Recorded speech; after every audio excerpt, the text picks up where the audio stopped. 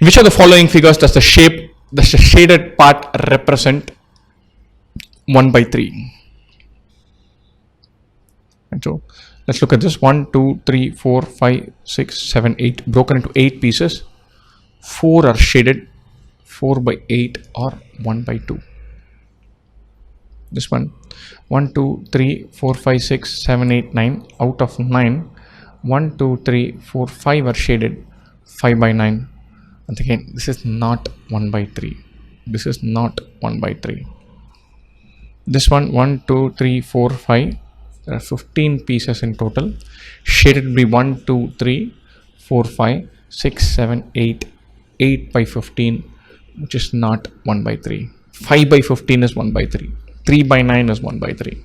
Here, let's count the number of pieces totally. Let's put counting the boundaries. 1, 2, 3, 4, 5, 6. 1, 2, 3, 4, 5, 6. 6 plus 6, 12. Of which how many are shaded? 1, 2, 3, 4. 4 by 12, which is 2 by 6, which is 1 by 3. Done. Remember, in all of these, we need to count the total number of pieces that are there, and then that is the denominator. The numerator will be the number of pieces that are shaded, and then we can find the fraction. Remember, anytime you're doing this shading thing, all the pieces should be identical. This is 5 by 9 because there are 9 identical pieces of which 5 are shaded. This is equal to this in area. That's why the ratio, the fraction idea works. Just keep that in mind somewhere.